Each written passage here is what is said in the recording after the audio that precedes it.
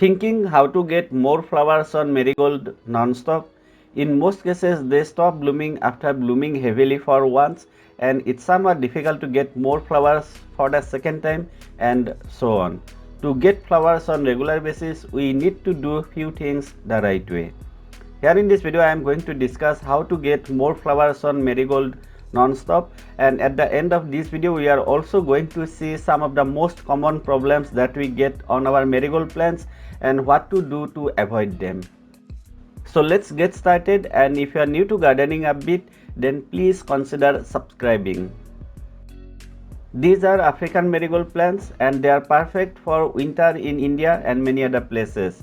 For summer we can grow French marigold, but still African marigold is going to bloom till around April end. Here we can see my plants were blooming quite well, and this is the footage from January. So very first important step, which is deadheading on regular basis. Deadheading means simply removing the spent blooms, and we need to do it so that the plants focus on producing more buds instead of producing the seeds. We can deadhead as soon as we see that petals are getting faded. This is an update just after 5 days, and here you can see I am done with deadheading all the plants, and let's see what happens after some days.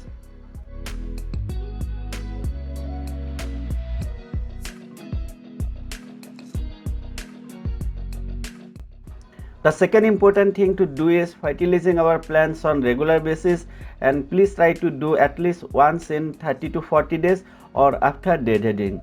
Marigold is known to do quite well in poor soil, but I did not find this is true in all cases, and especially for African marigold plants we need to fertilize them on regular basis.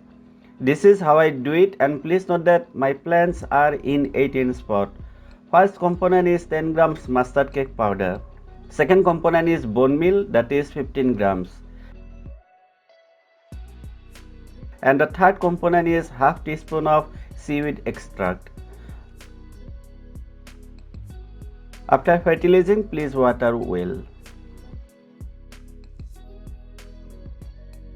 This is the result after 25 days, and we can see that all of my plants are blooming nicely once again.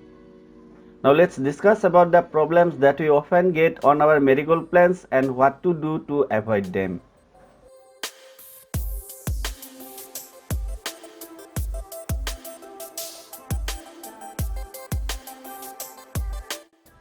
First one is pest attack. There are few common pest attack which we can see on marigold, and those are aphids.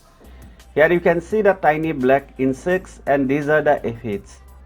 Please also take a look at the back side of the leaves as well. Next we can find spider mites on marigold too. I don't have the footage of spider mites on marigold, and that's why showing the footage of spider mites on roses so that you can identify them. Another problem that we get is black buds on marigold. It happens due to the meese attack. All these problems can be treated by applying insecticide or pesticide on regular basis. That means once in 7 to 10 days. For my plants I use Theta, and it works against mostly all the pest attacks and meese too. The dose would be 1.5 ml in 1 liter water, and it's available on Amazon.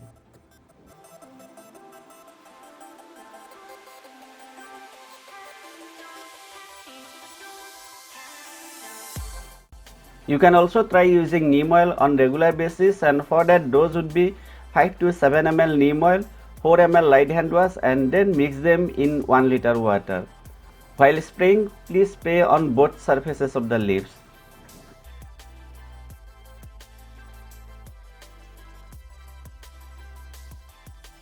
Curly leaf is yet again one very common problem that we find on marigold.